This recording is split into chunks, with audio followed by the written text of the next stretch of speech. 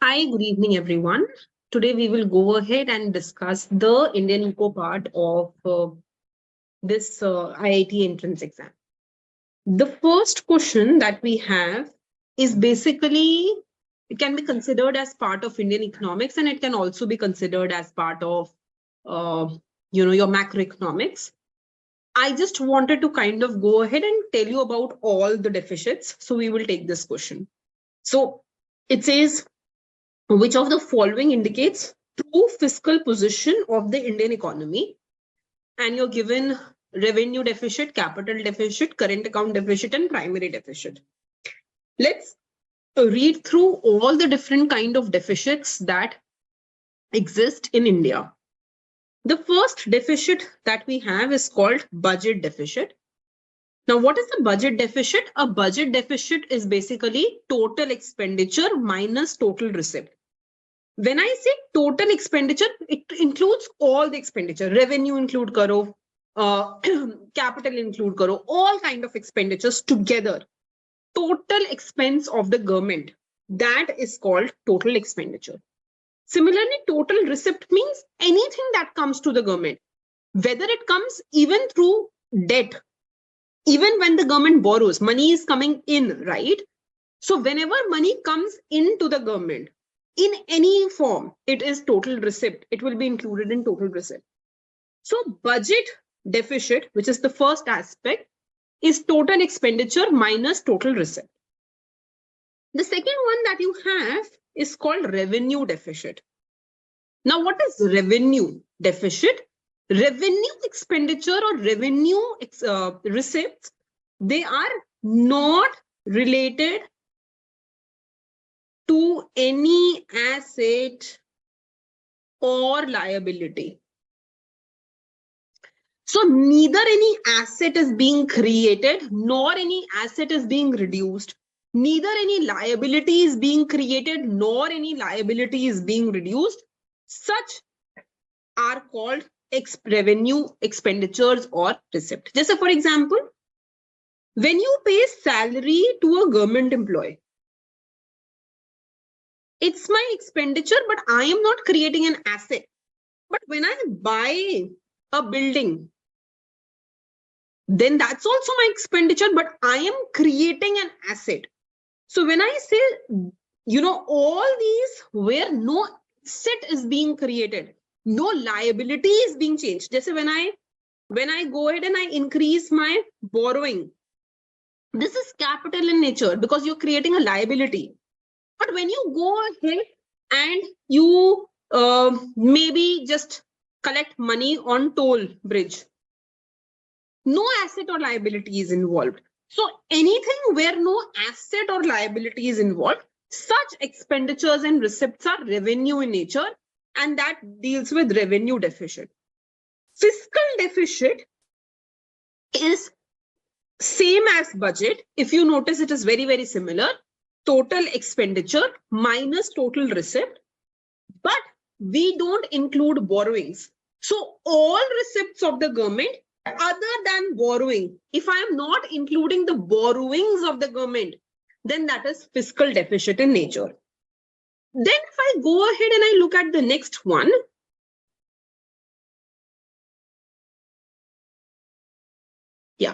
if I go ahead and I look at the next one is primary deficit.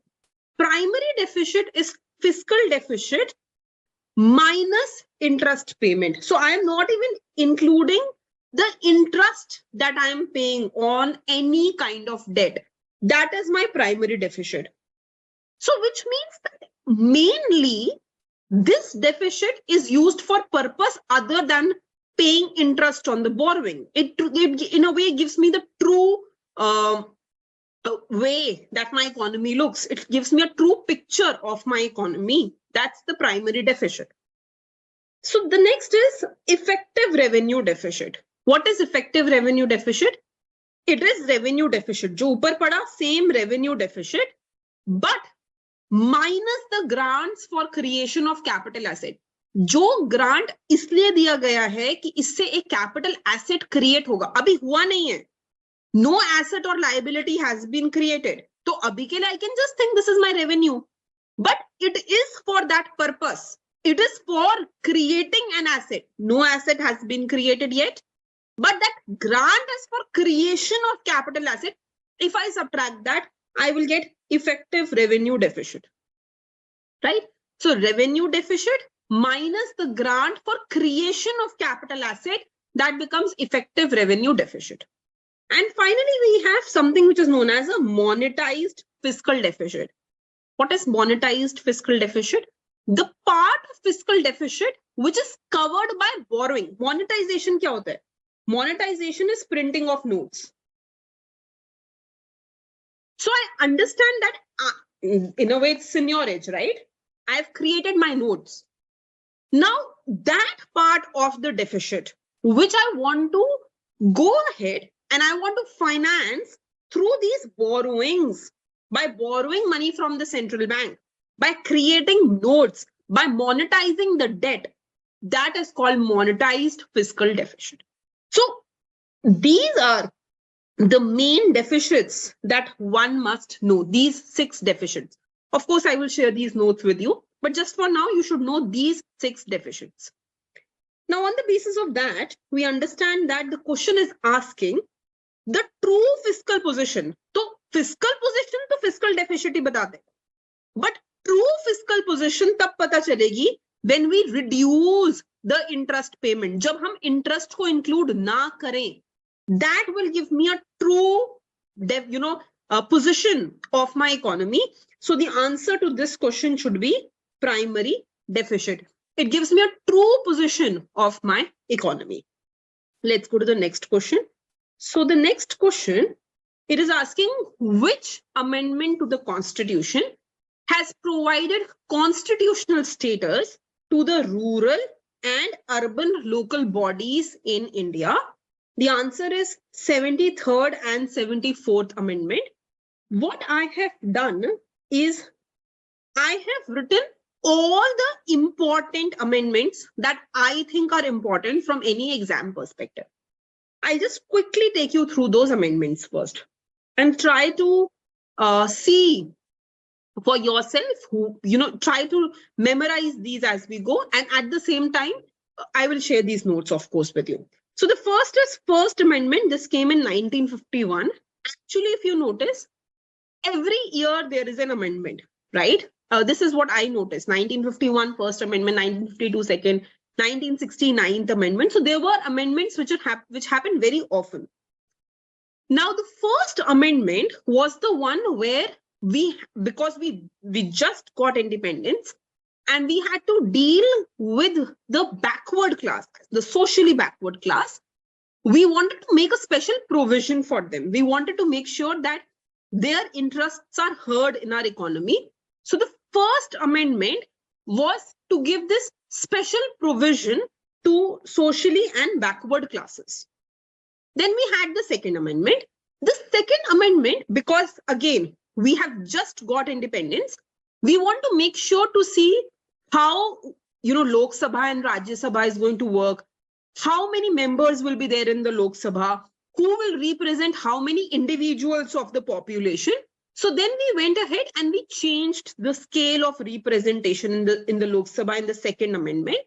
We said that one member in Lok Sabha is representative of approximately 7.5 lakh people, approximately 7.5 lakh people in the economy. So this is a point. If you can't see this, this is 7.5 lakh people in the economy. Then there were multiple amendments which were related to creating, creation of different union territories, etc. Out of which one important amendment that I felt was the 9th Amendment. This was related to the agreement with Pakistan. And how can you remember this? If you correspondingly go back to the 5th five-year plans, and I will just show you in some time, you will see that, there was a period when we were going into multiple war situation. I will talk about that in a while. And that is where we wanted kind of agreements with what should be, the territory of India and what should not be the territory of India. And that is what this 9th Amendment was about. 10th, 11th, 12th, these all amendments were about the union territories. I have tried to include the one which is related to Dadar, Nagar, and Haveli. But there was the next amendment which was related to Diu. And then there was an amendment which was related to how Goa should be treated. So we had multiple amendments followed between 10th to 19th. And these were all state-oriented and union territory-oriented amendments as to what should come under union territory, what should not come under union territory. Then had the 19th amendment. This is important. Why? Because this is where, again, my writing, if you don't understand, I will just dictate this. This is where we gave power to High Court, right, to hear election petitions. Pehle kya hota tha? Exactly, nobody was going to the High Court, right? And you were going to these tribunals, chote area ke tribunals the, and that is where you would go ahead and raise your petition. But now we wanted to give power to the courts. So the system of these election tribunals, that was abolished completely. And High Court was given the power to go ahead and to hear the election petition. So I think so this is pretty important change that came in our economy. Then there was some more related to the rights. But the first time that we introduced fundamental right to property, that came only in 1971. ये वाले भी amend होते रहते हैं. जैसे for example, you would have heard in news very recently that, you know, a woman child is equally eligible for the property of the parents as a male child. These are more amendments to the existing laws that are already made. But the basic fundamental right to property, that came in the 25th Amendment Act 1971. Then we increased the number of Lok Sabha seats as we know today. And the number of Lok Sabha seats that we have as of now is this, 545. This is under the 31st Amendment Act. Then we had 40th Amendment Act. And again, this is important from our economics point of view, because we not talked about what our territories, यहाँ पे तो हमने सिर्फ पाकिस्तान के साथ का territory का बात किया 1960 में. We wanted to talk about what part of the waters fall under our territory. What is our exclusive economic zone? Where can I go ahead and I can mint economics from it? For example, not all Andaman and, not all the water, Arabian Sea and everything is going to fall under you, right? So how much part of the Arabian Sea, how much part of the Indian Ocean can I fetch as my territorial water? Can I fetch as my economic zone? What exactly is my economic zone? Where can I go ahead and I can say कि अच्छा यहाँ पे मैं कुछ अपना establish कर सकती हूँ as an Indian economy. That is what came in the 40th Amendment Act 1976. Then again, we had multiple in between. But this is what I found important because this is related to the voting age, which was reduced from 21 to 18 for both Lok Sabha and Rajya Sabha for legislative assemblies in the 61st Amendment Act 1989. This is what came in your exam. 73rd and 74th Amendment Act. So 73rd Amendment Act 1992, this was about your Panchayati Raj institutions. They were given constitutional status. Now here, I just want to focus. This was one of the important establishments that took place after your 1991 liberalization, privatization and globalization.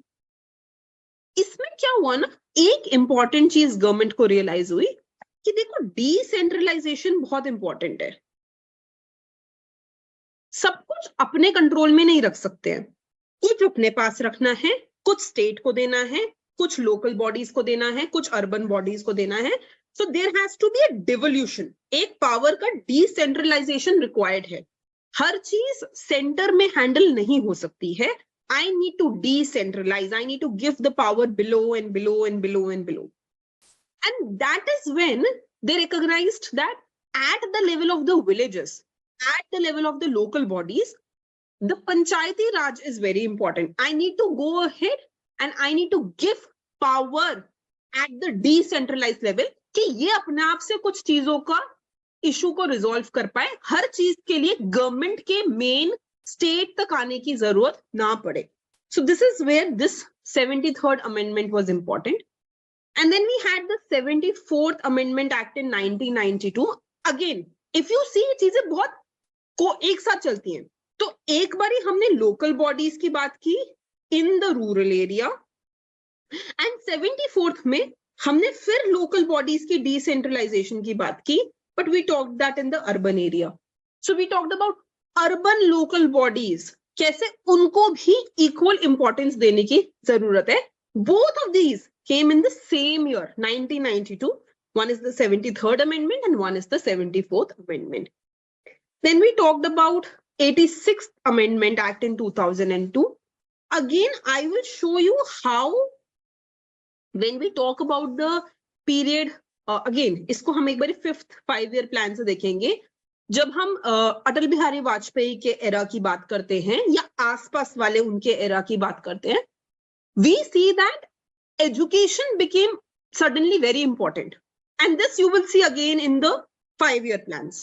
So what we saw is that during this phase, the 5-year plans during the 2000s, the 5-year plans focused on free education, especially primary education for all. So they said सबको इस as से 6 से 14 तक free education मिलनी ही चाहिए. Compulsory primary education for all should be there. So if they have to make something compulsory, there has to be an amendment for it. So you see that in the corresponding period, we see that in 2002 there is this fundamental right which is free and compulsory education between 6 to 14 years. Then we had 2003 में service tax that came. This must be remembered because again it is related to our economics. Service tax की बात है. और इसी के against you must also know when GST came, क्योंकि that was no more important. GST came, right? Goods and service tax. So you must remember that 101st Amendment 2016 is when GST was introduced. And in 88th Amendment 2003, this is when service tax was made under this article. So this gives you an idea of how we transitioned. Then we have this in 2003 in which we increased the number of official language. If you remember, बीच में बहुत hype था कि क्या mother tongue होनी चाहिए और क्या Indian official language होनी चाहिए. And we said that all the languages so are official languages. If you notice, even in the CUET exam, which is for undergrad, they are given an option to choose between languages. And they're not only given an option to choose between English, Hindi, and so on and so forth. They're given multiple languages. So because we consider that all of these are official language. Then this is important. In 2011, 97th Amendment Act took place, which gave the right to form cooperative society. And then in 2015, we had the Land Boundaries Agreement. ये agreement actually 1978 में sign हो गया था India and Bangladesh के, but उसे कैसे pursue करेंगे उसमें कुछ changes 2015 में आए थे. Finally, we had the Goods and Service Act in the 101st Amendment in 2016, and we gave National Commission for Backward Class. Constitutional status was given to them in 2018, and ये वाला सबसे recent है क्योंकि this one people should know this, because now you know that when you are even filling the form, you will see there is another class called economically weaker section. ये पहले नहीं था. This is what came only in 2019, that 10% reservation for economically weaker section. Even in the jobs, if you go to government job, you will see this. तो ये तो एकदम ही recent है, you should know this. So try to remember few of them. एक बारी economically weaker section का देख लेना. try to see when GST was introduced, try to see cooperative society, try to see service tax, try to see when was education made free for all. फिर ये वाला तो because it just got repeated.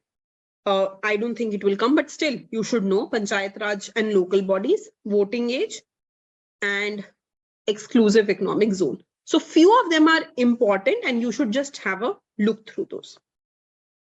Now let's go to the next part. So this is match the list for second 5-year plan, fourth 5-year plan, fifth 5-year plan, and 11th 5-year plan. So what I will do is I will take you quickly through these 5-year plan. Again, if you go to my Indian Eco section, वहाँ पे 5-year plan पे video है. Other than that, let's go through this table and revise 5-year plans together. So first is the first 5-year plan. कुछ important points हैं, इनको साथ-साथ समझ लो. सबसे पहले it came under the Jawaharlal Nehru. It was based on Harrod-Domer model. ये model हम सबको पता है. This is a macroeconomics model. इसका growth rate भी हमें निकालना आता है. We know how growth rate is found out. तो उस Harrod-Domer model के basis पे they established that, this is how we will grow, and, it depends on savings, it depends on capital output ratio, itna capital chahiye hoga, economy mein itni savings chahiye hongi. Very similar to that, they made this model. Then they also focused on agriculture. This is only happening in the first 5-year plan. Dheere dheere hum dekhenge that the role of agriculture declined, which was bad. It shouldn't have happened, but it happened. So they focused on agriculture. The target was 2.1%, but to an amusement, they achieved 3.6%. So first 5-year plan was a big success because they achieved more than target. Then we go to the second 5-year plan. Second 5-year plan was also under Jawaharlal Nehru, but it was based on Mahalanobis model. Again, if you go to my Indian Eco videos, Mahalanobis pe मैंने बहुत recently ही video upload किया था. Just go through that Mahalanobis and also go through its critics, which is Vakil Brahmanan model. Right? Mahalanobis model का issue ये था कि उसने agriculture पे focus करना बंद कर दिया. They started focusing on the manufacturing sector. Well, it is not bad. Focusing on manufacturing sector is good, but not at the cost of agricultural sector. आप ये नहीं कर सकते हो कि जो आपका primary source है, जहां से 70% of the लोगों को employment मिलती है, where people get employment, you cannot go ahead and cannot take economy away from that. So they said that manufacturing को grow करो, you will become self-sufficient. Automatically सब कुछ इंडिया के अंदर ही produce होगा. You don't have to focus on the outer world. Fine. You don't have to do imports of machinery. खुद से machinery economy में बनेगी. Everything is fine. Still, you should not deviate from the basic agricultural sector. And we actually realized this pretty later कि agriculture पे focus तो करना चाहिए था. ये गलत हुआ है. So we saw later that this should also have been an important focus of the economy. That's an important part. So they kept focusing on industrial development of the country. Then we talk about the third 5-year plan. Its duration was from 1961 to 1966. ये word इसमें बहुत important है. Gadgil Yojana, because it was created by Mr. Gadgil. And इसका main target was to make economy independent of depending on the outer world. But during this third 5-year plan, why it failed? Because we had 1, the Sino-India War, 2, the Indo-Pakistan War. So now you see that in 1960, if I go to my amendments, 1960 में ही we created that amendment where we defined these territories. We said itna area hamara, itna area is Pakistan. We defined everything in 1960 amendment. And we see that in 1965, there is yet another war. These two wars were followed by a drought. And the problem is that India was majorly an agricultural economy. Agriculture would depend on rainfall. अब जब rain ही नहीं होगी तो agriculture affect होगा. Agriculture is 70% of occupational workforce during that period. So many people will get affected. Economy will get affected. So 2 wars plus drought, it meant that your target can definitely not be achieved. So what did we saw? We saw that target was 5.6 and we achieved only 2.4. So definitely it was a failed plan. Now we just went for 3 years into something which is called a planned holiday. क्यों? क्योंकि बहुत wars हो रहे थे, बहुत ज्यादा economic condition worse हो रही थी इंडिया की.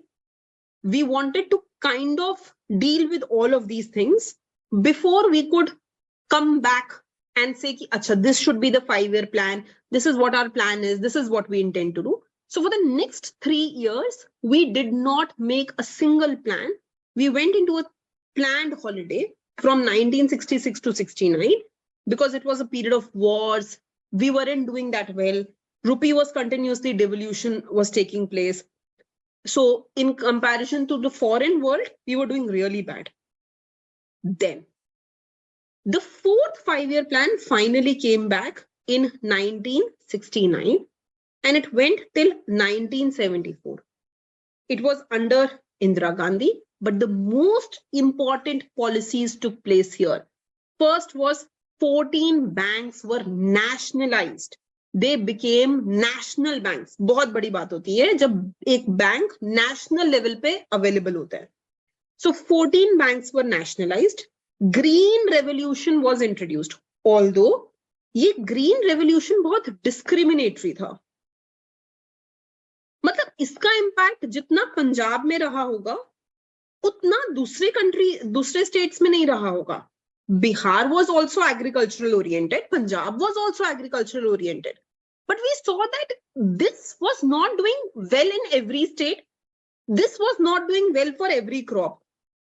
It was a very state-oriented plan that was launched, but still, it did give a boost to the agricultural sector. So Green Revolution was introduced.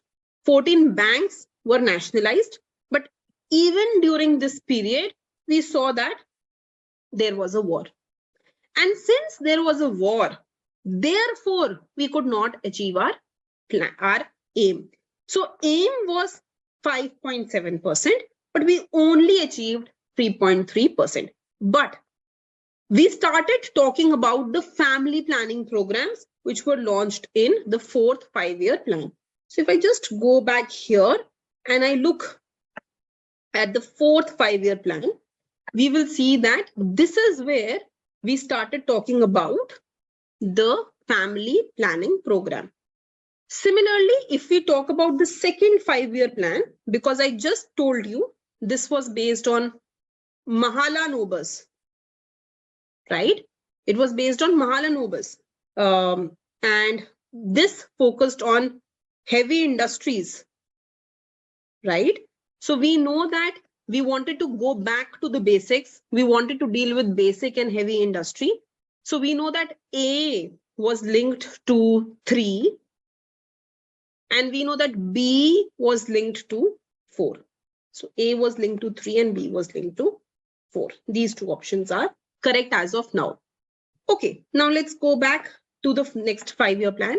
So the next 5-year plan that came was the 5th 5-year plan. This was introduced from 1974 to 1978. The most important aspect of this was the Garibi Hatao plan. Okay, employment, justice, defense. This is what was focused on.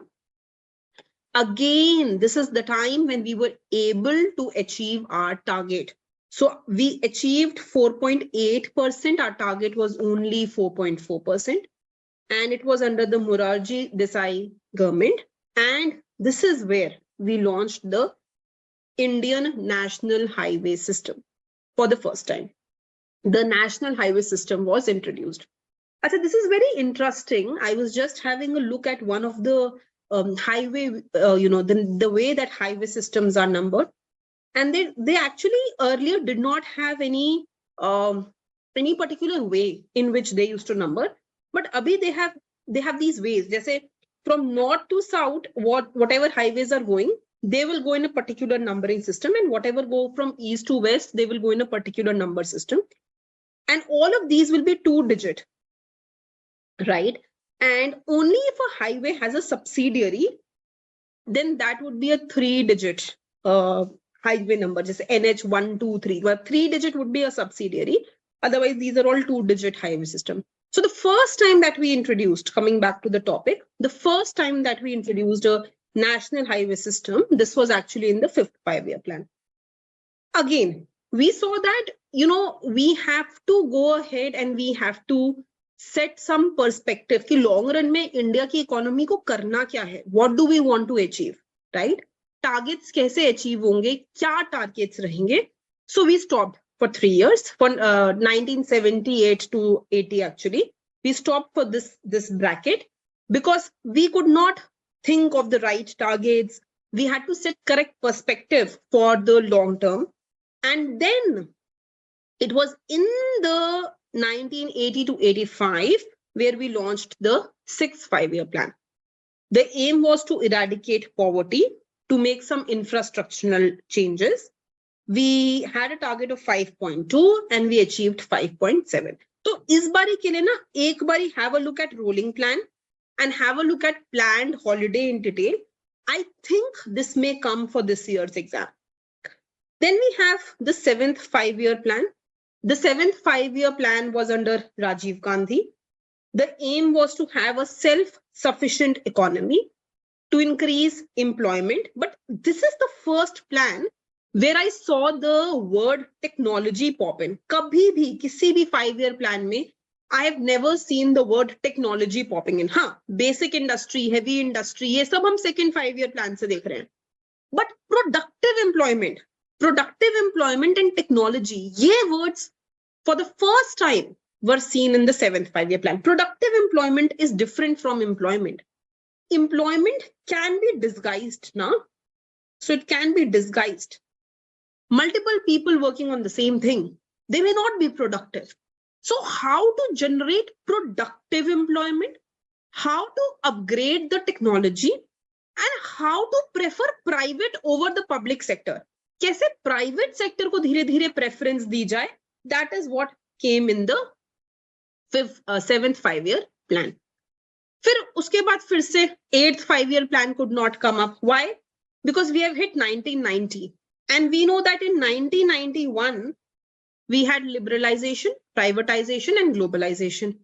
और ये क्यों हुआ था? Because we know that we had very bad condition of the Indian economy. So we had balance of payment crisis. That means we wanted to open our economy to the rest of the world. So we introduced LPG policies. अब ये exactly क्या थी? We will take it in detail in the next question. But for now, we introduced these LPG policies. And therefore, we could not continue from 1990 to 1992. At that time, our Prime Minister was P.V. Narasimha Rao. And at that time, itna bura haal tha that India did not have any reserves left. India was on the verge of, of not being able to repay anything. And that is when we had to go ahead and bring in these policies, right? With International Monetary Fund and World Trade Organization. Then we had this 8th 5-year plan. This 8th 5-year plan, it was introduced from 1992 to 97. As I told you, India open hai with the world. India trades. India is no more having fixed exchange rate. Devaluation, revaluation nahi ho raha hai. Depreciation, appreciation ho raha hai. So it's an economy which is allowing its exchange rate to fluctuate. It's an economy which is now a member of World Trade Organization. It's an economy which believes in modernization of industries, which focuses on population growth, reducing poverty, generating employment, generating good infrastructure. And this was a successful plan. So if you see, we had a target of 5.6 and we achieved 6.8. So which means we started growing back. We were back on the path. Then we had the 9th 5-year plan. फिर से देखो, इसका period है 1997 से 2002. Aim was to eradicate poverty, to increase exports, to use scarce resources. This is an important word. ये और कहीं नहीं देखा. We never talked about sustainable development before. This is the first time we started talking that resources are becoming scarce. What is renewable resource? What are non-renewable resource? ये सारी बातें इस 5-year plan में शुरू हुई थी.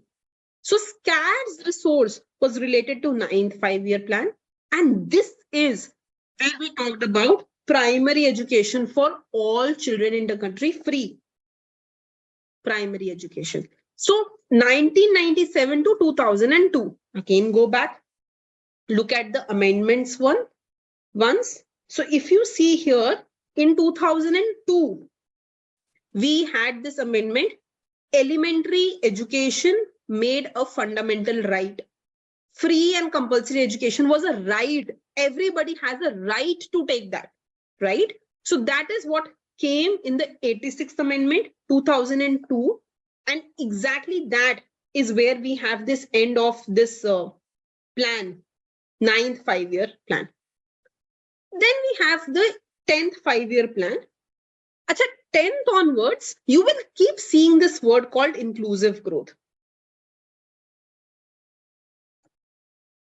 What is this inclusive growth? And how is this inclusive growth different from non-inclusive growth? Inclusive growth का मतलब होता है where all sectors of the economy grow in depth and breadth. So my urban area will grow, but my rural will also grow. If any, if my rich is growing, my poor's income is also increasing. If any plan is introduced such that it benefits both people from top to bottom, from this country to from this state to that state, everywhere, everything is growing, it is penetrating all layers of the economy, then it is called inclusive growth. So inclusive matlab sabko include karke chalna, and you will see this word continuously from the 10th 5-year plan.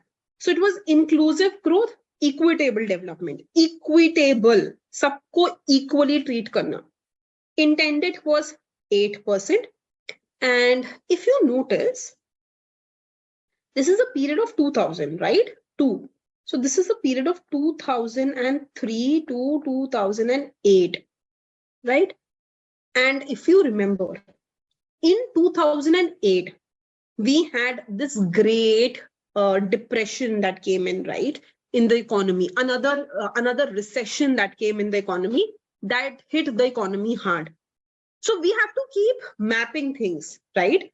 We have to map how we were not able to grow because there were also changes in the outer world that were affecting us. Still, the aim was reducing poverty, creating employment, reducing gender gaps. ये सब कुछ अलग unique words हैं, only related to 10th 5-year plan, like gender gap, like poverty reduction by half, like generation of employment for 80 million people, right? And equitable development. Then we go to the 11th 5-year plan. This was to go for higher education. देखो, primary education we focused here in the 9th 5-year plan. But we also want to focus on higher education, right? So this is what happened here in the 11th 5-year plan. We focused on distant education for the first time. You will never see this before. And then free and compulsory education between 6 to 14. Of course, we already have an amendment for that. Rapid and more inclusive growth, environmental sustainability followed from earlier plans. And it was prepared by C. Rangarajan. And it focused on clean drinking water, another very important aspect.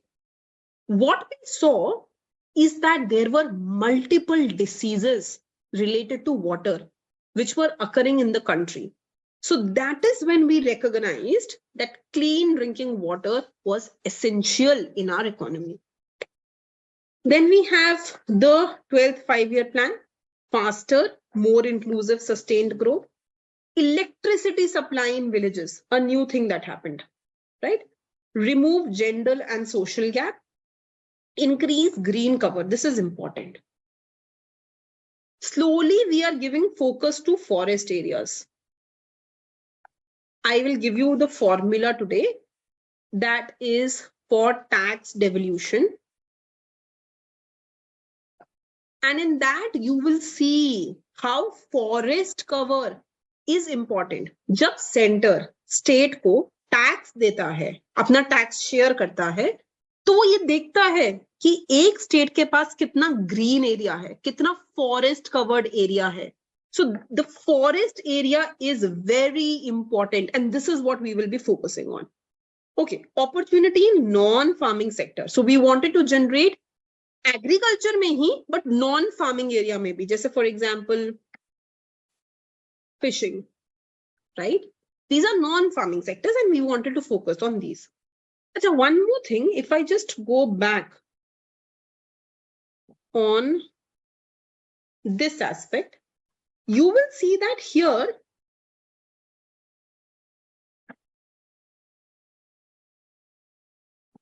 there was,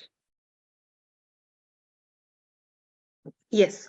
So you will see that here, we are in 2018 focusing on National Commission for Backward Classes, right?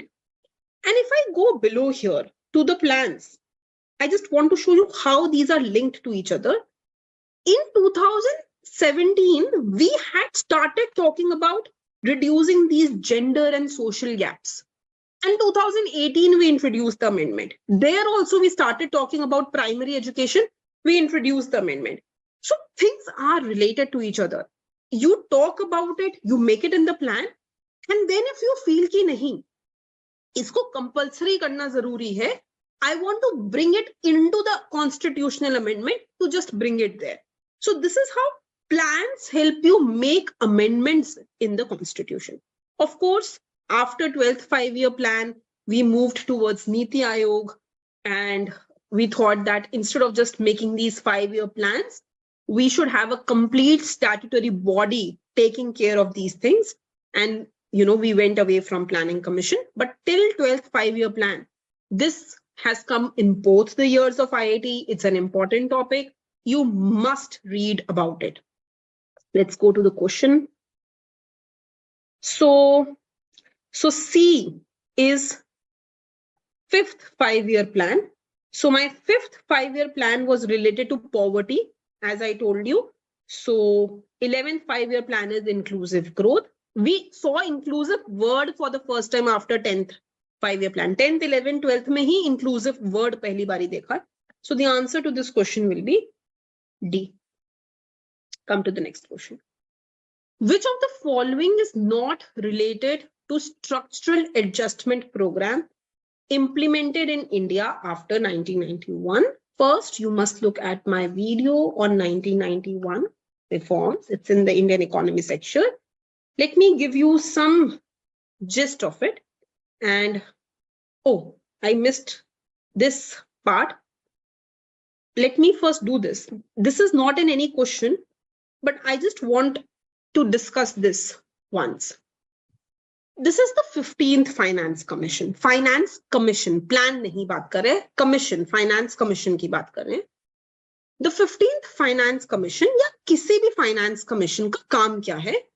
See, the center must share its revenues with the state, and state must share its revenue with the local bodies.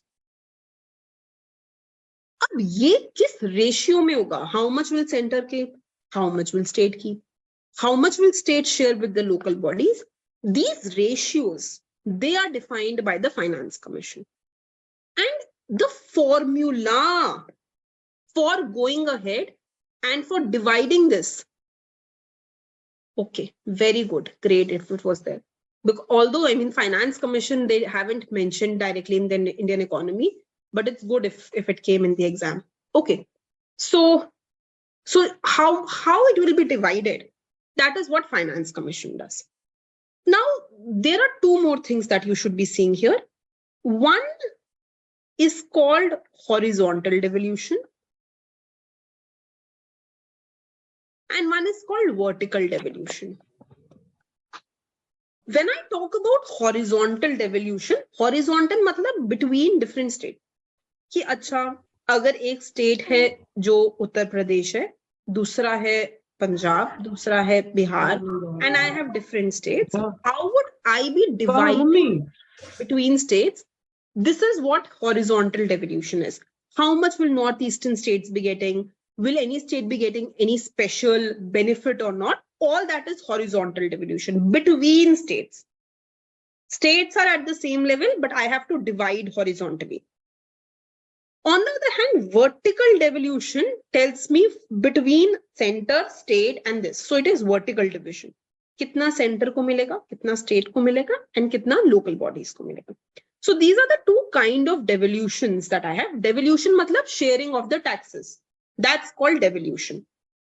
Now, when we talk about the chairmanship of the 15th Finance Commission, it was under N.K. Singh, and his recommendations are for this period. So currently, we are following his recommendation because it is from 2021 to 2025-26.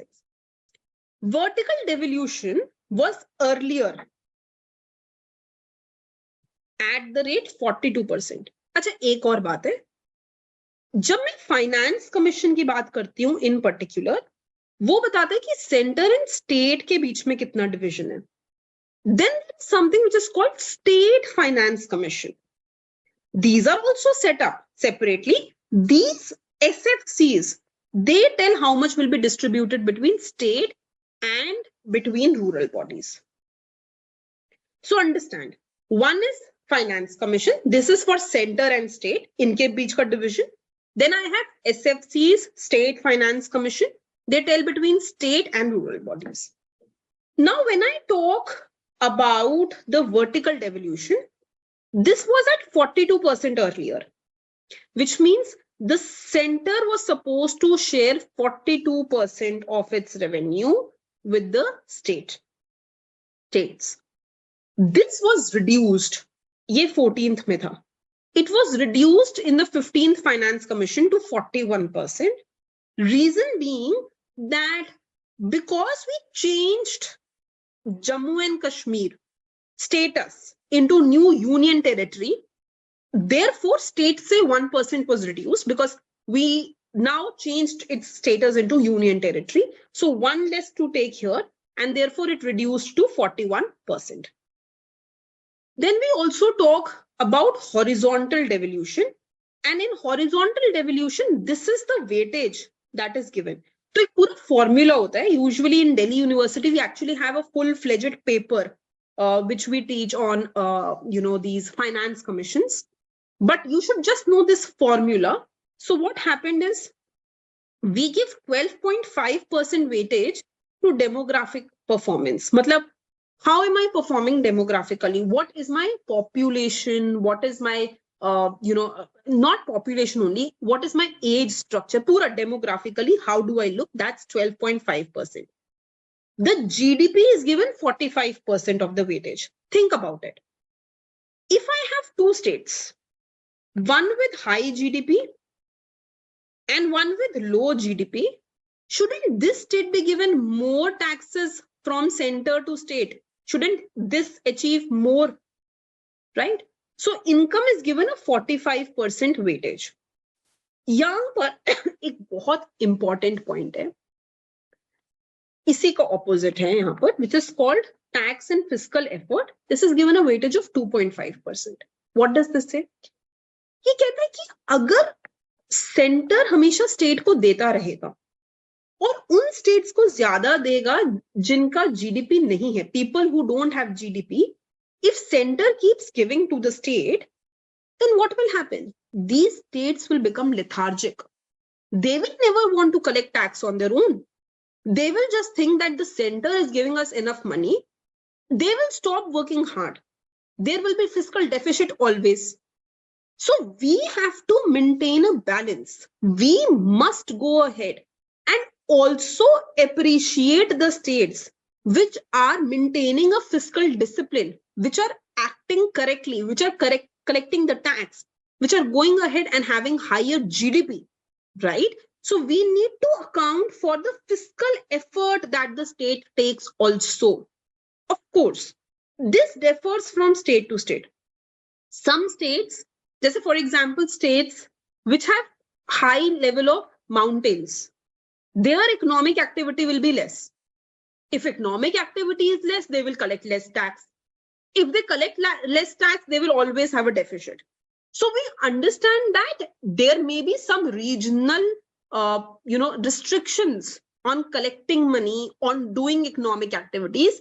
That is why this is not given much weightage, but this should be given some weightage. Fiscal effort should be given weightage. Then the forest area. This is what I was mentioning there. This is also given weightage. How much greenery do you have? Do you focus on sustained development or not?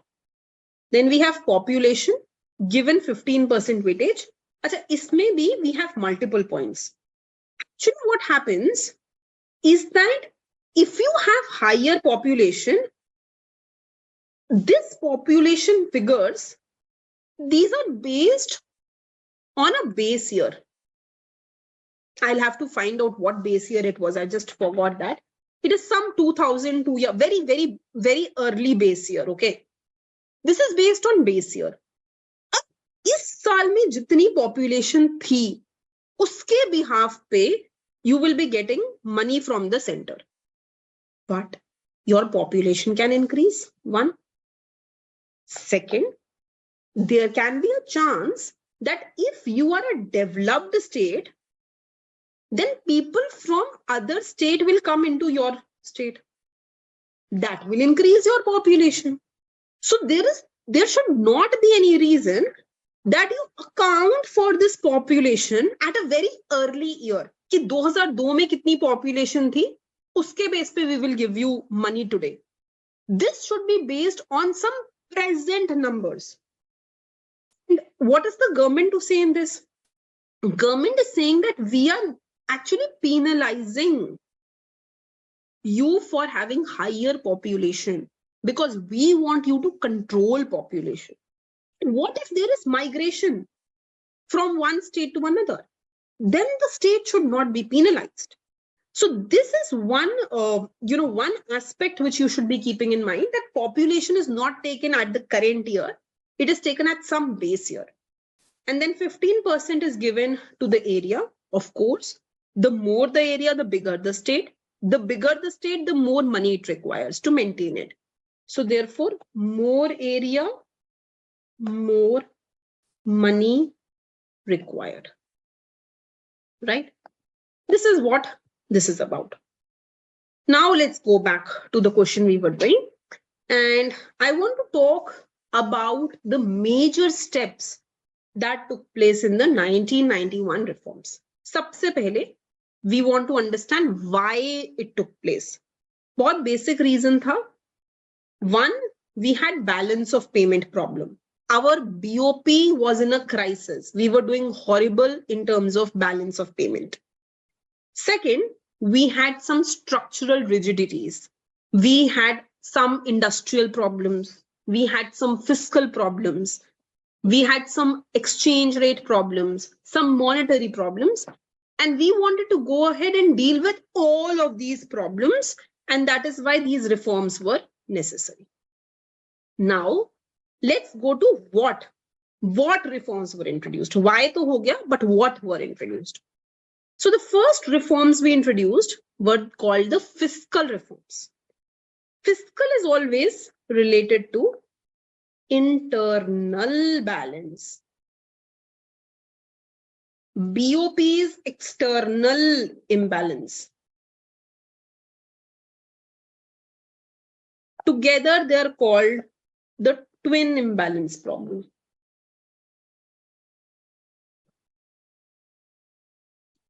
Right? So let's talk about the fiscal reforms. First, we wanted to correct this fiscal imbalance. We wanted to reduce the fiscal deficit, right?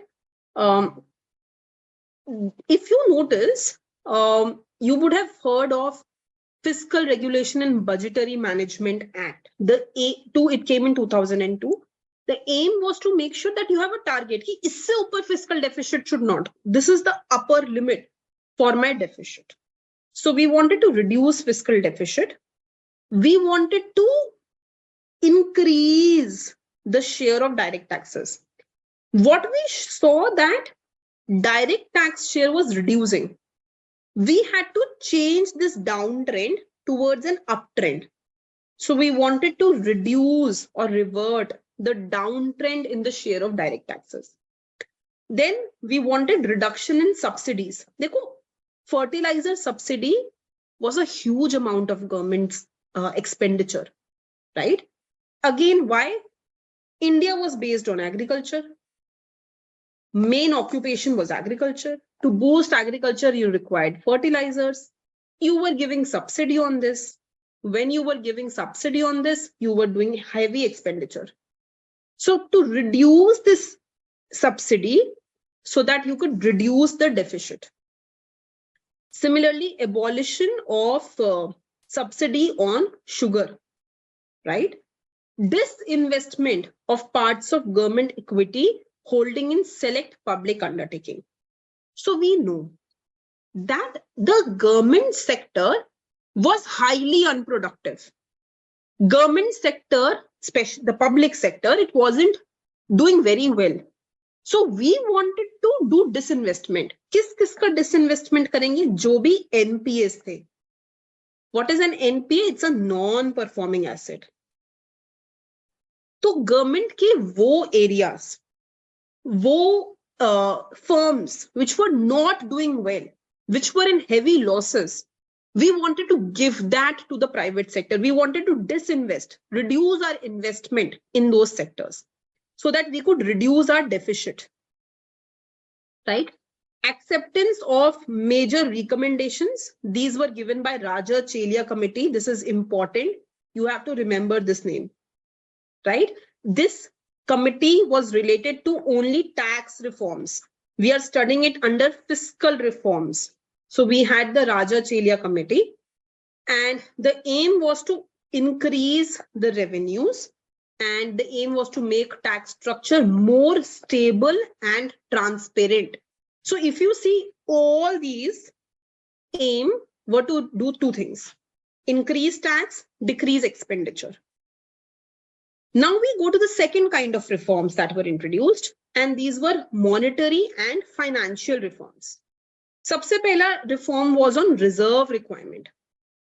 We had high reserve ratios. तो इन reserve ratios को कम करना था. We wanted to reduce SLR. We wanted to reduce CRR. We wanted to make our banking sector more efficient.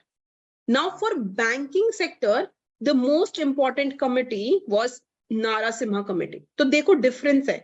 You should remember, tax reform was Raja Chelia Committee. Banking sector reform was Narasimha Committee. Then we wanted to go ahead and do interest rate liberalization. Earlier, the interest rate, achha, you can just map this back. If you remember, we did all of those, na? Dornbusch overshooting model, balance of payment mein kaise hota hai, and we know that, you know, the interest rate moves. So we saw this BOP horizontal line, BOP upward sloping. So we saw that interest rate is associated with interest rate outside the world, outside your country. Both are having some relation. So here you have plus whatever expected risks you have, right? So we saw that the two interest rates are related to each other. How my interest rate is there and what is the interest rate in the outer world. But what happened in India is that we were doing heavy controlling of the interest rate in India. So we had to let go. We had to bring liberalization in the interest rate. This is what this says. So earlier RBI was controlling the interest rate. It was telling कि इस maturity पे इतना interest होना चाहिए, इस size of loan पे इतना interest होना चाहिए, with no power or no autonomy given to any bank. थोड़ा भी autonomy नहीं था. Now this is not the thing. Do you see that different banks have different interest rates? So they are given that autonomy now, right? So we had to do interest rate liberalization. And then we had greater competition among public, private, and foreign sector banks. Earlier, only public banks were there. We saw nationalization of the banks in one of the 5-year plans. Now, we wanted to bring in the private banks also, and we wanted to bring in the foreign sector banks also. So this is the next thing, private and foreign sector banks. This is what we wanted to introduce. Elimination of administrative constraint, ye to hume pata hi hai. There was a system of, all these people taking bribe, no one working. How we wanted to kind of eliminate that. वो पूरा administrative system को better karna. That is what we wanted to focus on. So here, if you remember, there is something which is called ease of doing business. ये एक parameter होता है जो हर country का निकलता है एंड उसके बेसिस पे ना इंडिया की रैंकिंग भी थी. It was very low ranking, but this ranking tremendously improved once we got rid of this constraint. Once we got rid of the licensing system कि हर चीज के लिए पहले जाओ, पूरा लाइसेंस के लिए अप्लाई करो, इस पूरे प्रोसेस के थ्रू जाओ जहां पे you have to give bribe to everyone. Once we got rid of that licensing system, we started doing wonders, right? Then we had liberalization of bank branch licensing policy. Banks were given this chance that you could go ahead and you can create your branches. You can open your branches in any location. You can relocate yourself to whatever location you want. पहले ये सब नहीं था. So liberalization of the bank branch licensing policy. Banks given freedom to relocate and open specialized branches. Guidelines to open new private sector banks and norms for classification of non-performing asset, bad debt, etc. So we wanted to make sure that we understand which assets are performing well and which assets are not performing well. Then we have reforms in the capital market. Abhi humne padhe banking sector. We studied fiscal reforms. Now we want to go ahead and study capital market reforms. So first of all, we removed control of the government. Earlier, the stock market was also heavily government controlled. Now we brought in the setting up of SEBI, right? And this was there in 1988, and it was given a statutory recognition, more power in 1992. So we wanted to make the stock exchange board more powerful. We wanted to go ahead and make sure that there is a transparent system. We wanted to make sure that there is full disclosure, that people know which share they are buying, how the market is performing. So these were the reforms in the capital market. Then we had the industrial sector, industrial policy reform. इसमें पहला reform आया to give more competition to the domestic industry. Now, if you look at the earlier 5-year plan, their aim was to go ahead and to protect our industry, to avoid competition. And protect करने के लिए main क्या कर सकते हैं, जो भी बाहर से चीज आ रही है उस पे हेवी टैरिफ कर दो. Whatever comes from outside India, make it expensive. तो ये ऑटोमेटिकली प्रोटेक्ट हो जाएंगी. Plus give these people subsidies, plus create special economic zones, multiple things to protect them. Now we said protection is done. Now we want you to open up to competition from the outer world. So we went ahead and we increased, because we became open to the outer world. So we increased competition. We launched new industrial policy in 1991, 24 July. And we did deregulation of the industry. We reduced the licensing system. 18 industries ko chhodkar, except 18 industries, we completely removed this licensing system. No license was required to start your business. इसमें भी we had different rules कि small sector के लिए कितना होगा, medium sector industries के लिए कितनी होंगी, so large sector industries के लिए क्या होगा, but still the ease of doing business was greatly improved. Then we went ahead with something which is known as a Monopolies and Restrictive Trade Practice Act. And this was repealed to eliminate the prior approval of large company for the capacity expansion. तो एक बारी पढ़ के देखो, हम कह रहे restrictive trade. पहले trade restrictive था. People could not expand. उसके लिए उन्हें permission लेनी पड़ती थी. We wanted to remove that. We wanted to give everyone the power to go ahead and expand their capabilities. And that is where we brought in this act. Right? Then we had areas reserved for public sector narrowed from 17 to 8. So only 8 sectors were there, like railway, like atomic energy, where we only had public sector. Please make a list of all these 8 sectors. Make list of all 8 sectors.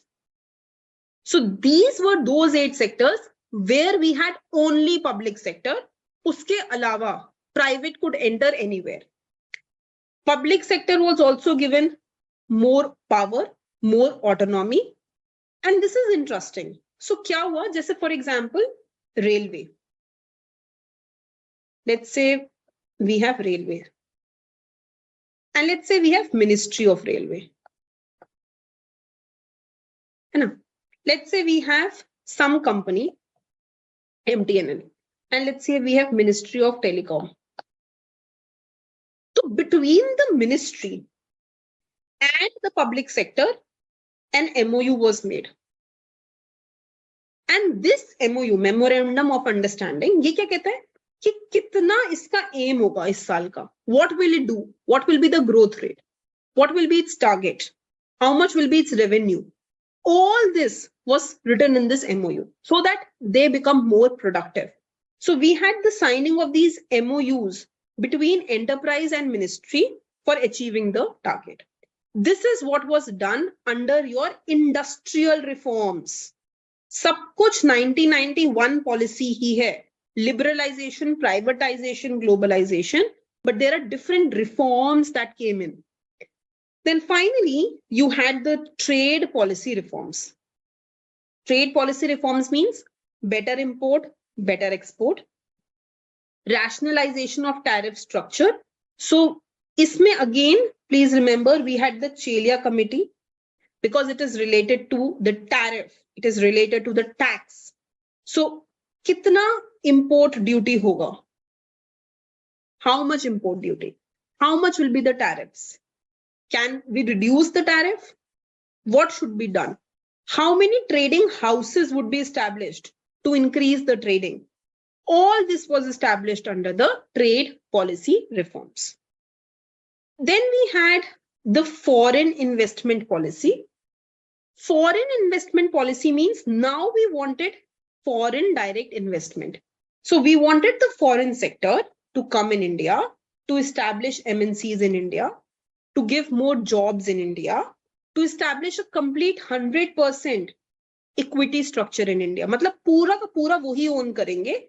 We were open to that. So what did we do?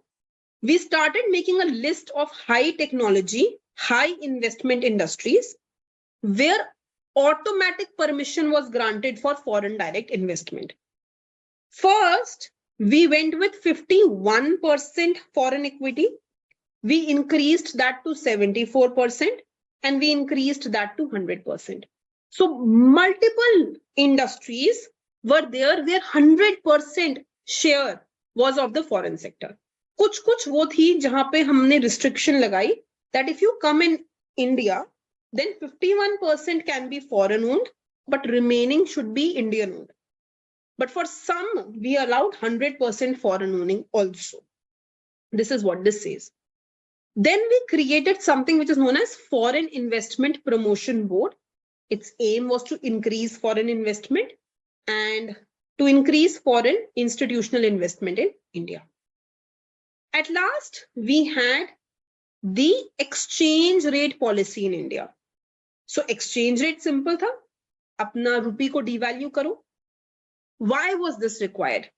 See, there was a big difference between the nominal and real exchange rate. And we wanted to bridge that gap between nominal and real exchange rate. And that is where we brought in the policy to change the exchange rate, to kind of deal with this exchange rate. So we first devalued it. We brought the value down for rupee. And then we also allowed it to be flexible, to move along with the rest of the world.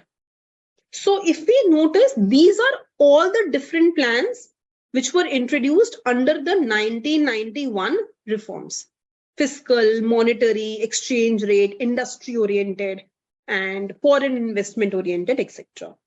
Now let's come to the question. Which of the following is not related to the structural adjustment program in India after 1991? Deregulation of industries, yes, ye hua tha. Quantitative restriction on trade, ye to remove ho gaya tha. Restriction aayi nahi thi, it was reduced. So this is not true. Fiscal austerity, yes, we had to focus on fiscal deficit to maintain fiscal balance. So this is true. Reduction of subsidies, true. Ye bhi, it was under Chelia committee only that reduced subsidies given on the fertilizers, given on sugar. We gave examples. So subsidies were removed. So the only option which is correct out of all these is B, quantitative restriction on trade. Okay, come to the next one. Which of the following measure was introduced in India in the year 1994? So these kind of questions now I feel are a little on top, because remembering the year for each and every becomes difficult. This is Narasimha, I just taught you. This was in 1991. Abhi humne dekha. It came, right? Trade policies also we know, but still knowing when full convertibility of current account took place and when full convertibility of capital took place, remembering each and every year is I think difficult. But anyways, what I have done is I've just gone ahead and given some definitions here, which might be useful to you. So isko ek baar samajh lo ki current account convertibility hota kya hai. That's important. So current account convertibility is the freedom to convert domestic currency into foreign, but for trade of goods and service. Kyunki ye current account hai. So I should be given the freedom that I can convert rupees to dollar for goods and service. This is what came in 1994. This is the answer to your question. Capital account convertibility. This was introduced by S.S. Tarapore. This is also converting Indian currency to foreign, but this is for buying an asset. This is for capital associated transaction. So capital account convertibility is related to capital associated transaction. It came in 1997. Current account convertibility is related to current account related transaction, matlab goods and services. Narasimha committee, we did this. It came in 1991. It made the banking system stronger. It reformed the way that RBI should be doing things. We talked about reserve ratios. It talked about non-performing assets and capital adequacy ratio. So these were the recommendations it brought in. And then we had the Abid Hussain Committee on Trade Reforms. This was launched a little later in 1997. Okay, now let's talk about the different plans. So these are the different plans that you have. This is easy to remember. Why? Because mainly there are only 4 plans, out of which 3 were asked. Let's look at the different kind of plans that ever existed. So first is the Bombay plan. And how do I tell my students to remember this? See, Bombay is considered as the financial capital. तो यहाँ पर ज्यादातर चीजें entrepreneurial ही होंगी. It would be related to industries, right? So Bombay plan was related to where it was an 8-member committee that was formed, and it was related where, you know, Tata, Birla, all these people came together, and their aim was to, you know, promote trade.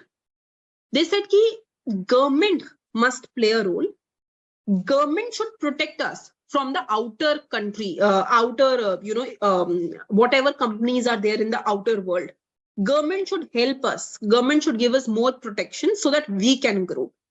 So it came very early. It came in 1944, and it was set by Indian entrepreneur Birla, Tata, Thakur Das, Lal Bhai. Aim क्या बोल रहा था कि हमें government की participation चाहिए so that we are protected. The indigenous companies are protected. The Indian companies are protected against the foreign competition. It was also called as the Tata Plan. It was drafted by John Mithai. He was an economist actually. So although these industrialists came together, but he was one of the economists on the panel. Then we had the Gandhian plan. Again, it is easy to remember. The Gandhian plan, it was launched by Shriman Narayan Agarwal in 1944. Kyunki Gandhian hai, it has to focus on villages. It has to focus on the cottage enterprise. It has to be according to what Gandhi thought. So based on that, it was more of decentralization, giving power to the rural sector, talking about villages, about cottage industries, about promoting small scale production and agriculture. So this is what the Gandhian plan was about. And this is an important thing. So then based on this only, we had Moksha Gundam. He was a Diwan, D-I-W-A-N, Diwan of Mysore. He wrote a book, and this book was called Planned Economy of India, for which he received Bharat Ratna. So you must remember this name because this is an important book for the way that economy should be working. Then the third was People's Plan. This was launched by M.N. Roy in 1945. And since it was a people's plan, if you again, it's a way to remember that, we have to think about public as a whole. So what he said, look, सबसे पहले वो products बनाओ जो consumer oriented है, whatever are consumer manufactured product. So he focused on consumer product manufacturing. He focused on how to deliver. जैसे मैंने एक product one part of the country में बनाया, how do I deliver it all to all the consumers? So I need good infra. So therefore he said, I need railways, I need road, I need shipping, so that I focus on completing the demand of these consumers first. This is what your people's plan was. And then we had the Sarvodaya plan. This was launched in 1950 by Jayaprakash Narayan. This was again focusing on the agricultural sector and not taking any help from the foreign sector, freedom from foreign sector, and the land reforms. Okay, now let's go to the next question. So the next question is, in the context of Indian agriculture, which of the following statements are correct? So NABARD was established in 1982. One of the objectives of CACP was to ensure remunerative prices. APMC Act is related to institutional credit supply in agriculture, and National Commission on Agriculture was chaired by Damdel. So what you can do is, you can go ahead and you can read about few of the important, I will share it in the group also. I have made that list. Agricultural acts and committees. Right. You can go ahead and read about few of the agricultural act and committees. Just for example, National Commission on Agriculture. This report was under NR Mirdha. Okay. This is important to understand. Some, we can't do all. I mean, there were tremendous number of agricultural acts and committees, but which are the important one? Which committee is the basic agricultural committee, which talks about fertilizer and pesticide? We can go ahead and do about that, which talks about creating market channels for agriculture, which is APMC. We can go ahead and talk about that. So I have made that list and I will share that with you. That's the first thing.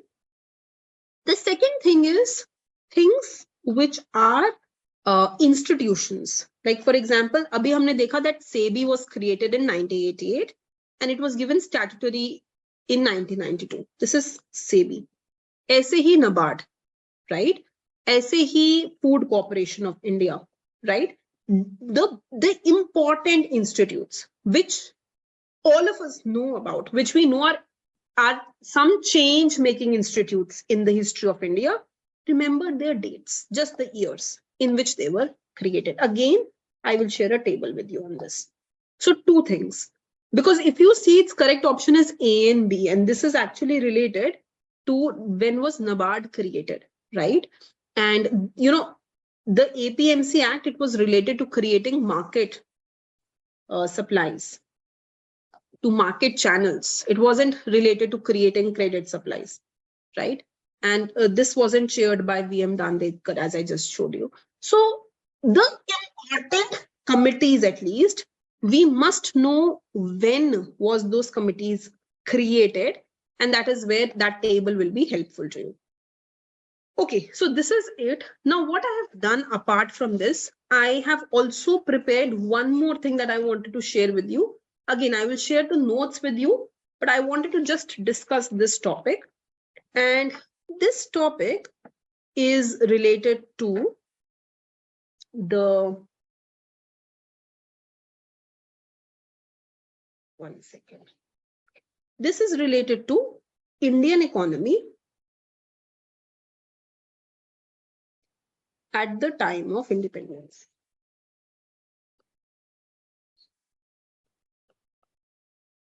Right. So I would like to divide this topic in multiple parts. And the first part that I would like to discuss is the agricultural. I'll just give you key points, then you can read through my notes. Handwriting issues, you can ask me. Okay. Agriculture mein kya issues the? The first was that we had low productivity. That's the first one. We were not producing good enough. We had disguised unemployment in the economy. We had stagnation in the economy. Agriculture grow nahi kar raha tha. Majority of people were in agriculture, but it wasn't growing.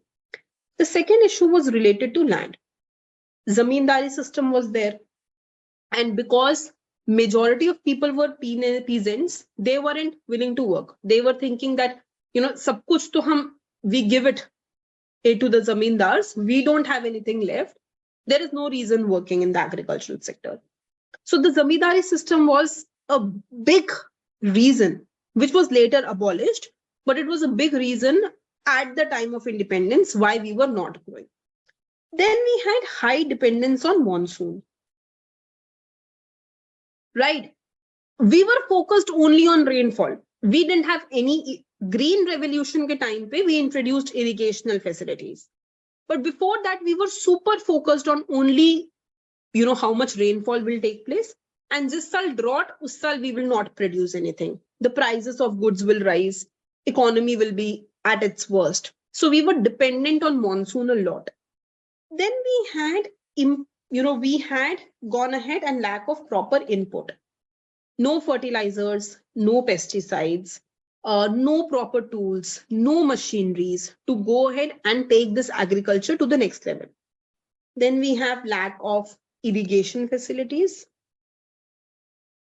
and negligible use of fertilizer. देखो fertiliser और pesticide एक limit में, specially fertiliser, not pesticides, you have to use it in some proportion. If you don't use it, you will not be able to give nutrition back to the land in a lesser period. So those fertilizers were not available. Later we saw government started giving subsidy on fertilizer. So these were some of the issues that we had in the agricultural sector. The second sector that we must be focusing on is the industrial sector. In industrial sector, first was discriminative tariff policy. So क्या हुआ? देखो जो Britishers थे उन्होंने बहुत ही discriminative tariff policy रखी थी. मतलब we were going ahead and we were allowed to do free export of raw material. But when it came to exporting finished goods, we were not allowed. We were doing heavy import of the finished goods at very heavy tariffs. So this was a discriminative policy. जो बाहर से बन के आ रहे थे finished goods, उन पे हम बहुत टैक्स दे रहे थे. जो हमारे raw material बाहर जा रहे थे, we were not getting any money out of it. That's the first aspect. The second aspect was competition from machine.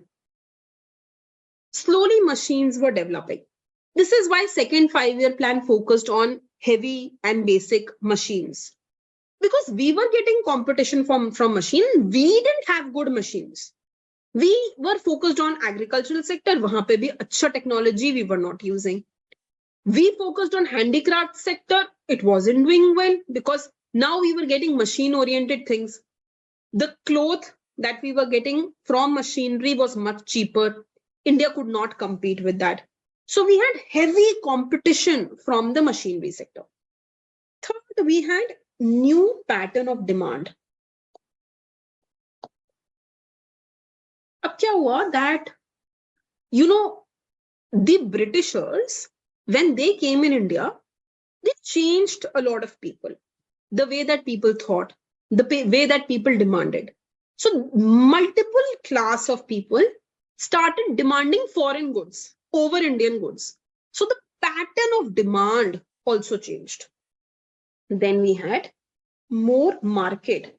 इसी से related है for British goods. Since the pattern of demand changed, since everybody started asking, not everybody, but multiple people asked about the way that Britishers were producing good, that is why we saw that there was more market created for the British oriented goods. The third thing that you should be knowing is foreign trade at the time of independence. We saw there was discriminative tariff policy. Export पे अलग tariff था, import पे अलग tariff था. The issue was India was major exporter of raw material. And it was importer of finished goods. तो import finished goods कर रहे थे, export raw material कर रहे थे. Raw material is cheaper. You're exporting cheaper things. You're getting in finished goods. Now this creates a deficit. But during British era, before independence, we saw that Britishers actually had a surplus. But they used this surplus for wars, right? They used this surplus for their own economy. Whatever surplus they created, even in India, they used it for the purpose of war and for their economy. And once we got independence, we saw that slowly, because we were dependent too much on the outer world, we were going towards the deficit of balance of payment. So actually this trade pattern, when you give raw material and you buy finished goods, this is a classic trade pattern of backwardness. So which means India was much backward as compared to the other economies. That's the third aspect. Then the fourth is demographic profile.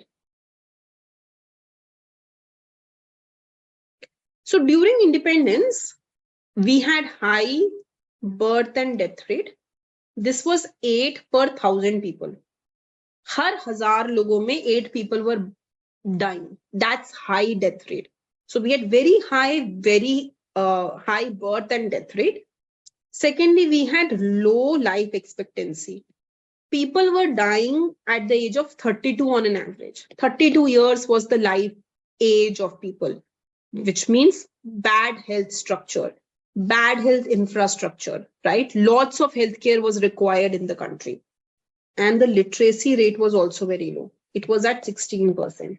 So very low literacy rate existed in the country. Then the next aspect was related to occupation. So the primary occupation was agriculture. It was 72.7%. And it was followed by the service sector. That was 17.2%. And then the manufacturing sector, which was 10.1%. So actually, there is a full-fledged paper which talks about the missing hand. Okay, in India. So it's a very big paper that was written. I don't know. I forgot who wrote that. It was in one of the readings of Delhi University. This talked about how usually when economies transition, they go from agriculture to manufacturing to service, right? If you follow this pattern, if you start with agriculture, slowly you reduce your agricultural sector, go towards manufacturing, increase your manufacturing sector, become heavy industry oriented, make your own capital goods, and then slowly you transition and generate jobs in the service sector. This is the usual demographic transition that you should follow in the occupational side. And this helps you to grow as a strong economy. But in India, what happened? We missed out on this. And what India did is we started from agriculture and we moved directly to the service sector. And when we moved from agriculture to service, skipping the manufacturing sector, that is where our growth changed. So we became dependent on the outer world. Because हम जो call centers and जो भी MNCs create कर रहे थे, we were just helping the outer world. So tomorrow when the outer world would fail, our economy would fail because our jobs are related to their jobs. So actually, this was the wrong thing that we did right from the start, that the manufacturing sector was lagged, and we continue to see that the service sector grew at a rate higher than the manufacturing. We never ended up focusing on the manufacturing sector in the right way, right? If you see again, the second 5-year plan did that. That's a good aspect. But not many 5-year plans focused on the manufacturing sector or building the heavy industry or becoming, self-sufficient oriented, right? Self-reliant. So this was the occupational sector. And then we had the infrastructural sector. Telecommunication and transport and telecommunication, they grew at a decent rate. Okay. But what grew at the best rate during the British era when we got independence, during the period of independence, was railways. Because the Britishers had to transport things from one place to another for their own trade. And when they had to do this, they had to have a good system to do the transport. So the railway system was a big breakthrough when India got its independence. And one more thing happened, which was the transition from barter system towards the monetary system. This happened, when during the Raja Maharaja period in India, we did not have a very good monetary system. This was set up by the Britishers. And this was a good thing that happened when we got independence, because this helped us to progress, to do better exchange, right, of goods and services. So this is, because they have this topic of what happened during the colonial period and at the time of independence, you can divide this in multiple parts. What happened in the agricultural sector, in the industrial sector, in foreign trade sector, on the demography side, on the occupational side, and the infrastructure side, right? So with this, we will end today's class.